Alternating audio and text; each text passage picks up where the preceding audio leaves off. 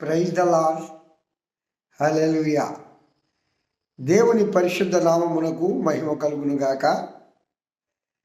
ప్రియ దేవుని బిడ్డలారా, మీ అందరికీ ప్రభు అయిన యేసుక్రీస్తు నామం పేరిట వందనములు. బాగున్నారా? క్రిస్మస్ పండుగ బాగా చేసుకున్నారా? దేవుని చక్కగా ఆరాధించారా? ఆలయాలకు వెళ్ళారా? ఆ దేవదేవుని ఆరాధిస్తూ దేవుని కృపను పొందారా? దైవాశీర్వాదములు పొందారా? మంచిది ప్రియులారా. ఈ 26వ తేదీ 12వ నెల 25వ సంవత్సరంలో మనం చేరి ఉన్నాం. ఇక 26, 27, 28, 29, 30, 31 అంటే ఒక 6 days. 26, 27, 28, 29, 30, 31 6 దినాలు ఉంది. నూతన సంవత్సరానికి ఈ 6 దినాలే. ఈ 6 దినాలు చాలా ప్రాముఖ్యమైన దినాలు విశ్వాసులకు. 6 అనే సంఖ్య మానవీయ సంఖ్య.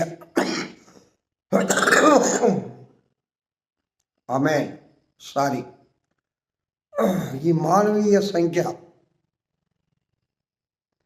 మానవులు మనిషిగా మారాలంటే ఈ 6 దినాలు విశ్వాసులకు చాలా ఇంపార్టెంట్ దినాలు. ఈ 6 దినాల్లో చివరి 3 దినాలు లేక 4 దినాలు ఉపవాసం ఉండి ప్రార్థించి 31వ తేదీ నూతన సంవత్సరాన్ని ఎదుర్కోవడానికి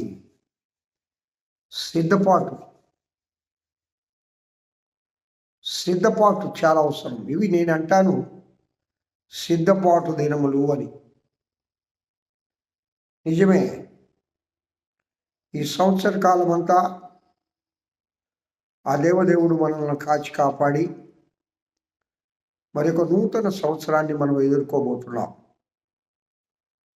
నూతన సంవత్సరంలో మనము అడుగిడబోతూ ఉన్నాం.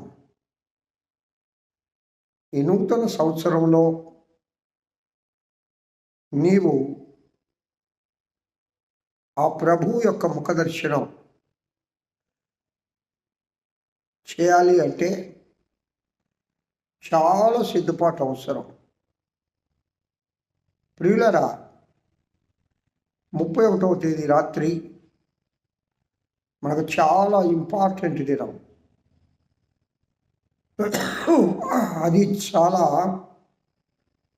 ఆశీర్వాదకరమైన దినం. చాలామంది పుణ్యక్షేత్రాలకు కూడా వెళ్తూ ఉంటారు. జనవరి 1వ తేదీ 31వ తేదీ దైవ సన్నిధిలో ఉండాలని ఆశపడుతూ ఉంటారు. కారణం ఏంటనగా ఈ సంవత్సర కాలం అంతా ఆ దేవదేవుడు మనల్ని అందరినీ కాచి కాపాడాడు కాబట్టి 31వ తేదీ ఆ ప్రభు సన్నిధిలో ఉంటే మనకు చాలా ఆశీర్వాదమని, నూతన సంవత్సరం అంతా ఆయన కృప సాలినంతగా పొందవచ్చునని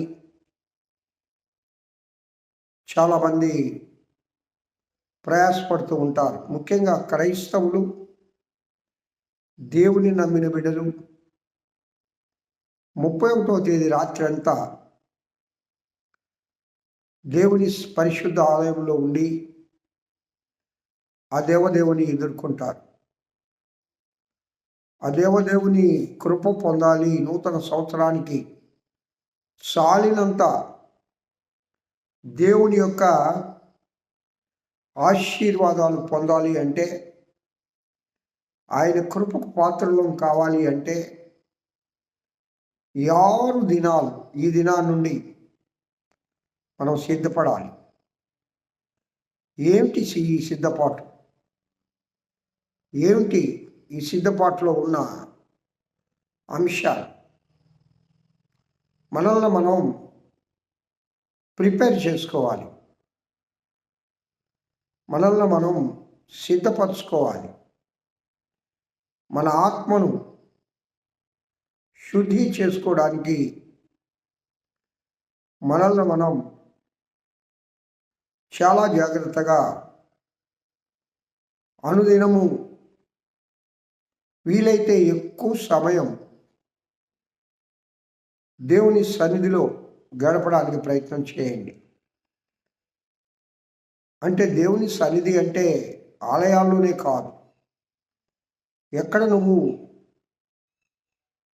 బైబిల్ గ్రంథంలో ఒక మంచి మాట రాయబడింది కదా, ఎక్కడ ఒక్కరు ఇద్దరు ముగ్గురు చేరి ప్రార్థన చేతురో అక్కడే నేను ఉంటానన్నాడు దేవుడు. అదే దేవుని సన్నిధి. దేవుడు ఎక్కడ ఉంటే అది దేవుని సన్నిధి. ఈ 6 దినాల్లో నీకు వీలైన సమయంలో ఎక్కువ సమయాన్ని ప్రార్థనలో గడపండి, దేవునితో గడపండి, ఆ దైవ సన్నిధిని అనుభవించండి. దైవ సన్నిధిలో ప్రార్థన చేయండి. ప్రభువా, ఈ సంవత్సరం అంతా నన్ను కాచి కాపాడావు నాయనా, నూతన సంవత్సరాన్ని నూతనంగా ఎదుర్కోవడానికి నాకు సిద్ధపాటు దయచేయనైనా, నా ఆత్మను శుద్ధి చేయి ప్రభువా.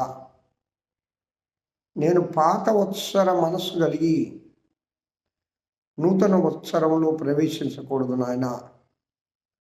నా పాత జీవితాన్ని సమాధి చేయండి ప్రభువా. నా పాత ఆలోచనలు, నా పాత తలంపులు, నా పాత చూపులు, నా పాత ప్రవర్తన నీకు వ్యతిరేకంగా నాలో ఉన్న ప్రతి విధమైన అంశాలు ప్రభువా మీరు తీసివేయండి. నీకు తగిన పాత్రగా నన్ను శుద్ధి చేయండి. హిసోపుతో నన్ను కడుగు ప్రభువా అంటాడు భక్తుడు. తెల్లగా మార్చుదేవా అంటాడు. పిల్లరా, మన హృదయం కొన్ని మరకలు పడి, కొన్ని మచ్చలు ఉన్నాయి, కొన్ని డాగులు ఉన్నాయి. యేసయ్యకు ఇష్టం లేని మన ప్రవర్తనలో కొన్ని అంశాలు ఉన్నాయి. అవేంటో నీకు తెలుసు. దేవునికి అయిష్టమైన కార్యాలు ఏమున్నాయో నీకు తెలుసు. ఆ అయిష్టమైన కార్యాలతోనే నూతన సంవత్సరాన్ని నువ్వు ఎదుర్కోవాలని ప్రభు సన్నిధికి నువ్వు వెళ్ళినా నూతన ఆశీర్వాదాలు నువ్వు పొందలేవు. నూతన ఆశీర్వాదాలు పొందాలంటే నిన్ను నీవు నూతన పరుచుకోవాలి. నిన్ను నీవు నూతన పరుచుకోవాలి. నూతన పరుచుకోవడం అంటే తలంటు స్నానం చేసి కొత్త బట్టలు ధరించి లేక వైట్ బట్టలు ధరించి ప్రభు సన్నిధికి రావడం కాదు. నీ హృదయాన్ని హిసోపుతో శుద్ధి చేసుకో. ఈ హిస్సోపు ఏంటనగా ప్రభు అయిన యేసుక్రీస్తు వాక్యం. దేవునితో మాట్లాడు. నువ్వు ప్రార్థన చేయాలి. ప్రార్థన చేస్తే ప్రభుతో మాట్లాడినట్లు. ప్రభు నీతో మాట్లాడడం అంటే దేవుని వాక్యాన్ని నువ్వు చదవాలి. వాక్యం ద్వారా నీ యొక్క హృదయాన్ని దేవుడు పరిశోధిస్తాడు, పరిశీలిస్తాడు. దావీదయ్య అంటాడు కదా, దేవా నా హృదయమును పరిశోధించు, నన్ను పరిశీలించు, నా యందు నీకు ఆయాసకరమైన